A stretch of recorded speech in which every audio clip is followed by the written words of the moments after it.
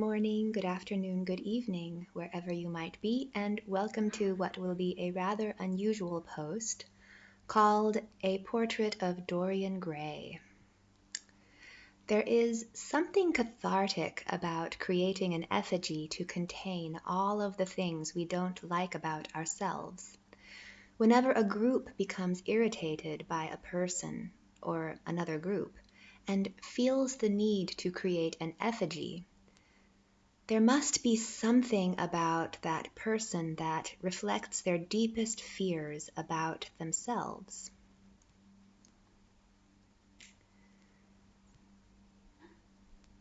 So, Trump is not popular in Britain or in Germany, of course, and a young Englishman recently used some colorful language on Quora to explain why. And since it was deleted by the Quora moderators after it began to go viral, I'm going to go ahead and read it here.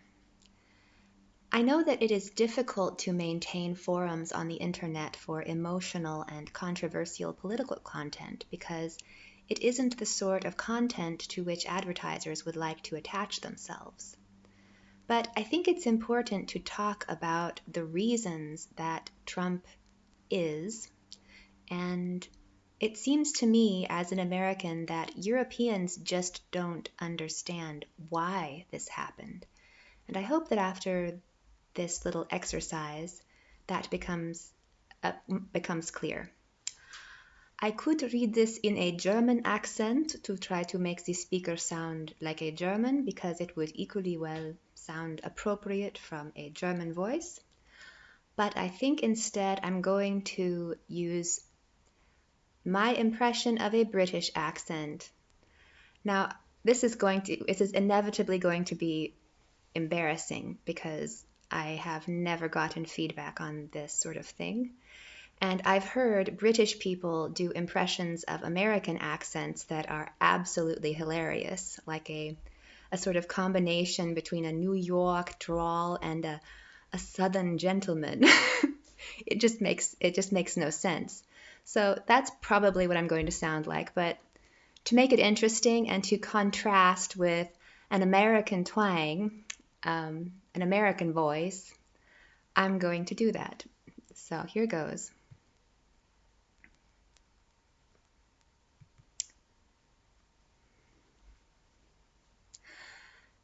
Donald Trump lacks certain qualities which the British traditionally esteem. For instance, he has no class, no charm, no coolness, no credibility, no compassion, no wit, no warmth, no wisdom, no subtlety, no sensitivity, no self-awareness, no humility, no honor, and no grace. All qualities, funnily enough, which his predecessor, Mr. Obama, was generously blessed. So for us, the stark contrast does rather throw Trump's limitations into embarrassingly sharp relief. Plus, we like a laugh, and while Trump may be laughable, he has never once said anything wry, witty, or even faintly amusing. Not once. Ever. I don't say that rhetorically, I mean it quite literally, not once, not ever. And that fact is particularly disturbing to the British sensibility. For us, to lack humor is almost inhuman. But with Trump, it is a fact. He doesn't even seem to understand what a joke is. His idea of a joke is a crass comment, an illiterate insult, a casual act of cruelty. In short, Trump is a troll. And like all trolls, he is never funny, and he never laughs. He only crows or jeers. And scarily, he doesn't just talk in crude, witless insults. He actually thinks in them. His mind is a simple bot-like algorithm of petty prejudices and knee-jerk nastiness. There is never any underlayer of irony, complexity, nuance, or depth. It is all surface. Some Americans might see this as refreshingly upfront. Well, we don't.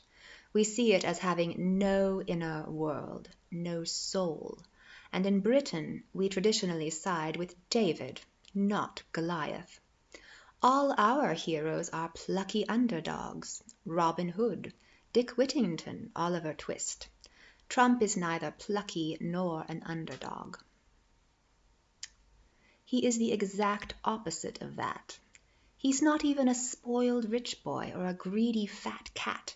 He's more of a fat white slug, a Jabba the Hutt of privilege.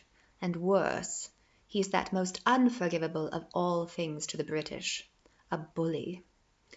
That is, except when he is among bullies. Then he suddenly transforms into a snivelling sidekick instead. There are unspoken rules to this stuff, the Queensberry rules of basic decency, and he breaks them all. He punches downwards, which a gentleman should, would, could never do, and every blow he aims is below the belt. He particularly likes to kick the vulnerable or voiceless, and he kicks them when they are down.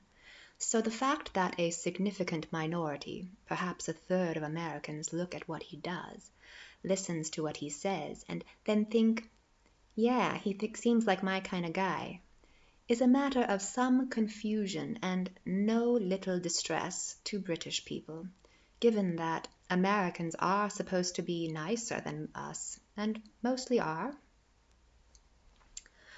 So now I'll pause here to interject something in my best Midwestern drawl. The Trump movement isn't about aspirations to elitism. It is about vengeance against an urban middle class that is betraying the working class by outsourcing their industries. His followers love tackiness because they know it is tacky, and they know that aspirational liberals hate tackiness. This young Englishman doesn't seem to get it. Trump is a gigantic middle finger to guys like him who just don't get it. I'll elaborate on this after the rant is over, and I'd appreciate it if at this point you don't accuse me of immediately being a Nazi. Now, I understand that Trump is playing by the Nazi playbook. It's absolutely clear to me, and I don't like it. But I think you have to understand what's going on in context.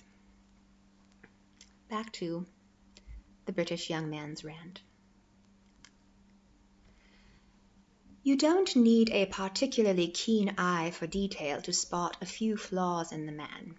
This last point is what especially confuses and dismays British people, and many other people too. His faults seem pretty bloody hard to miss, after all. It's impossible to read a single tweet or hear him speak a sentence or two without staring deep into the abyss.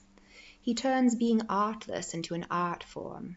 He is a Picasso of pettiness, a Shakespeare of shit. His faults are fractal. Even his flaws have flaws, and so on ad infinitum. God knows there have always been stupid people in the world, and plenty of nasty people too, but rarely has stupidity been so nasty, or nastiness so stupid.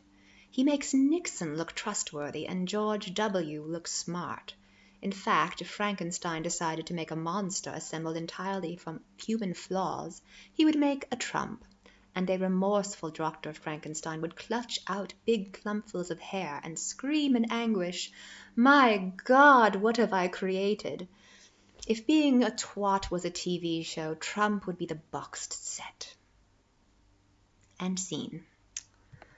So,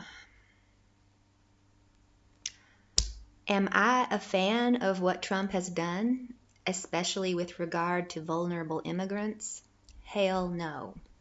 But I view him as a natural product of the system, and I find this rant rather funny because it wails over Trump's lack of self-awareness while displaying no self-awareness whatsoever.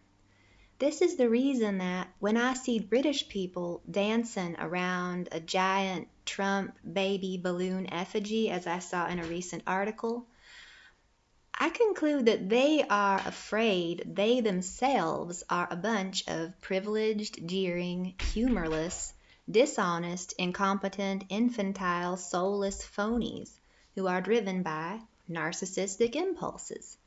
They would rather be authentic, liberal, and cool like Obama, but they can't because they've been raised to worship facades and hate the gritty, honest stupidity of the sorts of people who elected Trump. Unlike Trump, they don't understand how to control these sorts of people, and it drives them nuts. Trump is a master of this form of manipulation because he understands that people who have been miseducated by the system to do things that are not in their interest tend to develop a degree of meta-intelligence about the system. Now, I say meta because their knowledge isn't something they feel comfortable putting into words, but they understand it well enough. So Trump's voters knew they were being poisoned with addictive corporate products and that the system was screwing them. So they threw a wrench in it, a perfect orange wrench, who appreciates the irony of ordering 1,000 Big Macs to the White House while perfectly playing the role of idiot president. Trump is, probably knowingly, serving as a living lesson that this is the leadership you get when you poison a population in an effort to reduce crime and more efficiently extract profit from a population. So many factors have gone into crime reduction in past decades, including increased policing and incarceration, the end of the crack epidemic in the mid-1990s, the removal of environmental lead, antidepressants, cell phones to record criminal activity, demographics, as in there are more old people, and entertainment access. And I think that the main reason for crime reduction is increased access to video games, Hollywood entertainment, the internet, and junk food. Would-be criminals today are couch potatoes who've been lobotomized by powerfully addictive corporate products. Do those who've profited from these conditions feel any guilt? Probably not. They are safe and smug in their secluded homes, while the children of the poisoned ones are still hypnotized by the system that is enslaving them. They are still hopeful that Elizabeth Warren will ride to their rescue and cancel their student debts. Now, I'm not worried that Trump will last forever. The fear and rage will subside as demographic balance shifts. Meanwhile, the children of the poisoned ones are being told to learn to code and further estrange themselves from the means of production. But I think they are eagerly buying a lie. As far as I can tell, there are no plans to educate these children. Instead, they plan to feed them the illusion of friends, connectivity, and productivity through video game platforms like Twitch. The people building these platforms may think that they are preventing crime, but childhood neglect is not cured with fake violence. And didn't that summer camp mass murderer from Sweden serve as a counterexample to this logic? I think these kids need some inspiring teachers and books that help them put their changing world in perspective. Even a brain-damaged teacher can still teach if she has good materials.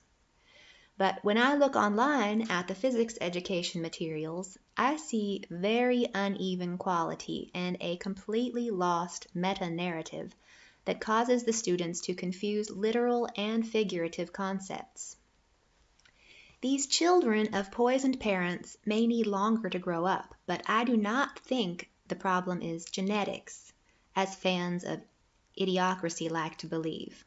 I mean, think about how arrogant that is to think that you're better than other people because of your genetics, because of some unique substance in you that makes you just something better. That's just offensive to a lot of people.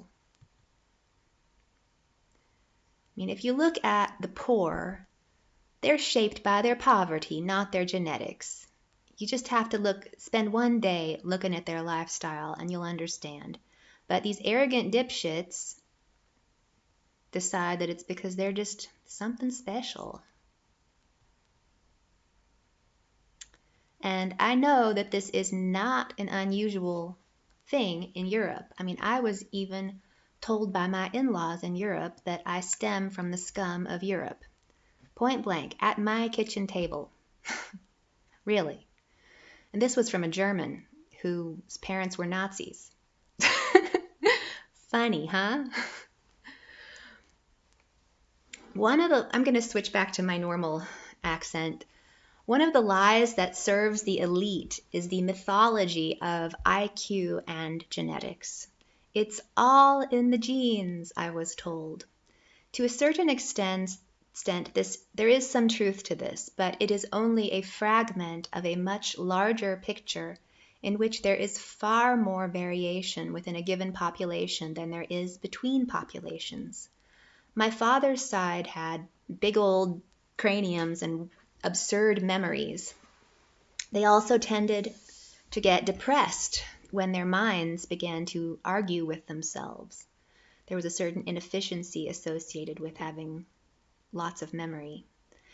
And my mother's side had a can-do attitude and a focus on the task at hand. Both my mother and father scored similarly on standardized tests. And I've seen this sort of division in thinking styles in my own family, in that two of my kids are kind of like me, and one of my kids is more like my husband, and that our thinking styles diverge along these lines. My husband is more short-term, task-oriented, and his long-term memory is terrible, while I am a bit more imaginative and my long-term memory is good. You might be able to guess who does better in a classroom environment and who makes a better cog in the machine. Genetics aside, I think that if you take the world's smartest person and you place him or her in a noisy or poisonous environment, he will turn into a regular old stupid person, even if nutrition was worse in the past and the Flynn effect is real. The Flynn effect, if you don't recall, is where the average IQ of a country starts to go up as their nutrition improves and as their access to iodine improves. But the opposite of the Flynn effect is also real. Modern nutrition, education, and distraction can poison your brain. And this is happening so quickly in all over the modern parts of the world that we haven't even been able to measure the full effect of what this has done to our kids. While passing all of the tests and jumping through all of the hoops, you can fill your mind with so much stuff that it can't think anymore.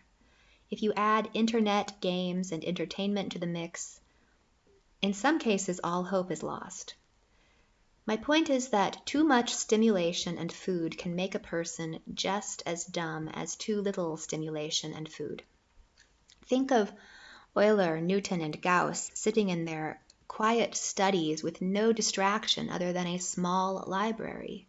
And then think of today's pop scientists bouncing from hotel to conference room to airport to iPad, and ask yourself how smart it is possible for them to be. The smart people are those who have found a way to create a quiet space to think. On the other hand, smartness today seems to be defined by specialization, and this is often quite different from what I would call intelligence. Early humans had larger brains than modern humans because they had to be more multi-purpose and devote a lot of their resources to remembering where to find food and how to fight their enemies. Modern humans have domesticated themselves and evolved to be a bit more like trusting, specialized cogs in a large civilization. Similarly, wolves are smarter than dogs in terms of solving puzzles, but dogs are better at reading human faces. With this in mind, what does that ranting young Englishman mean when he evaluates Trump's intelligence? It certainly took a certain type of intelligence to do what he did, which was hypnotizing a large fraction of the electorate. Yet to maintain the value of the system in which he was indoctrinated, The young Englishman understands that Trump must be made into an effigy and destroyed, as a warning to anyone who refuses to conform to his historically based yet somewhat arbitrary standard of good taste and decorum. So please do not interpret that I like Trump or his style or what he's standing for. I am primarily interested in understanding how this happened, how people function, and why this is happening. Again, we saw this happen in Nazi Germany, where people followed somebody because he told them what they wanted to hear about all of their,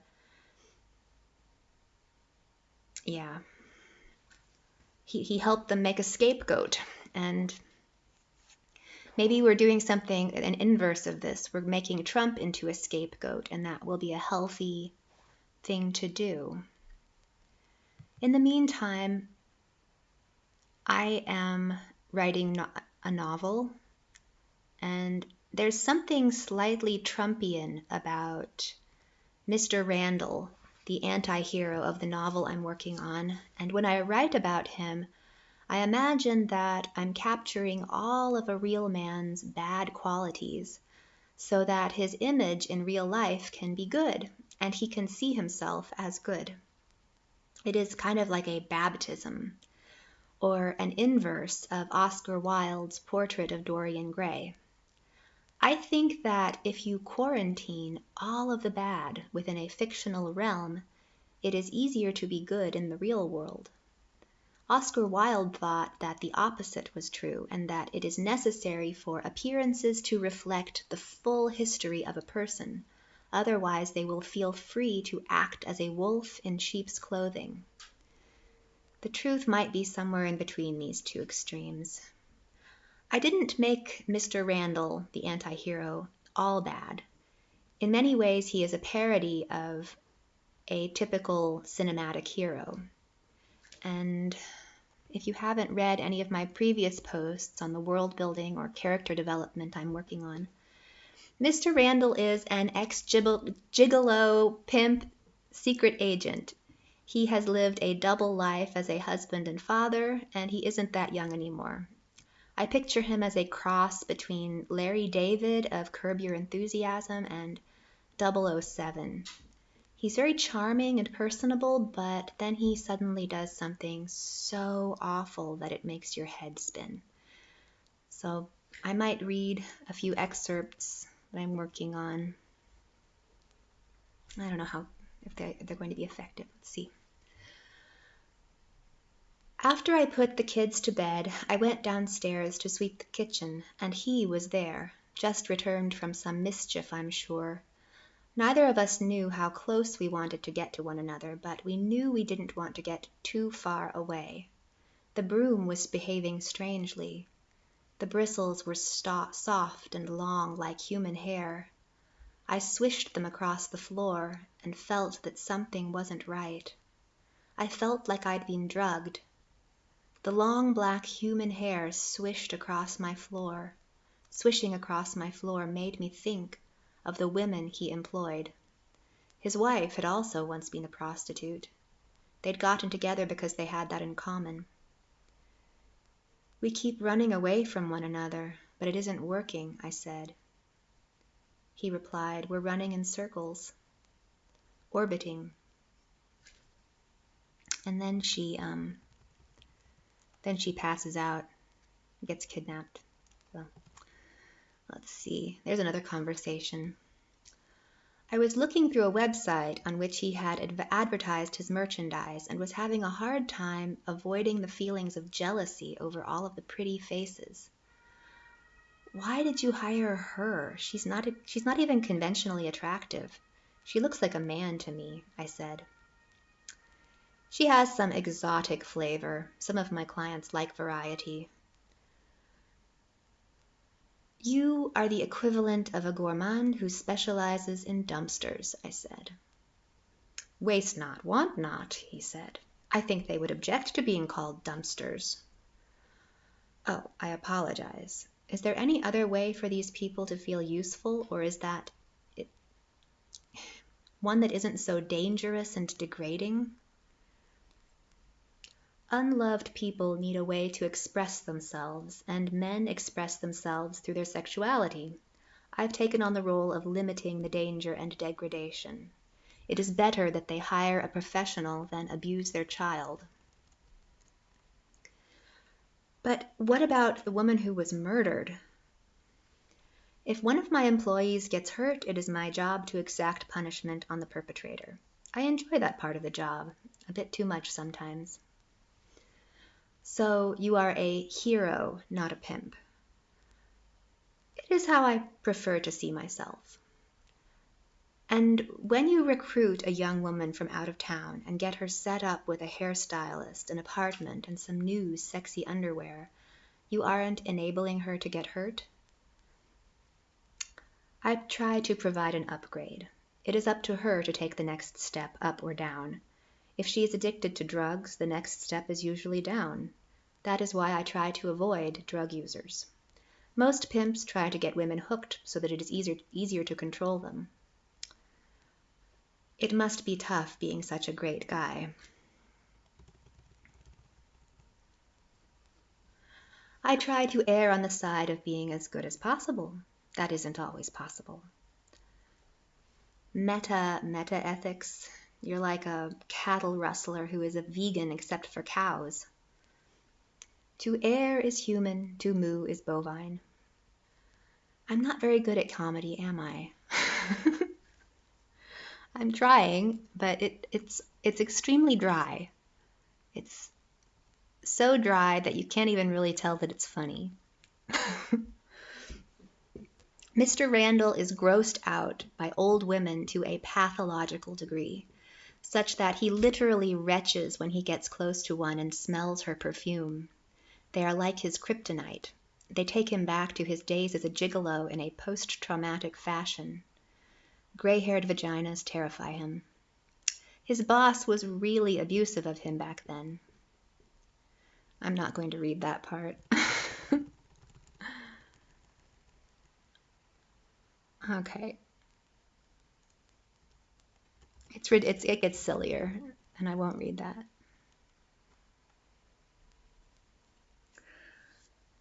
So,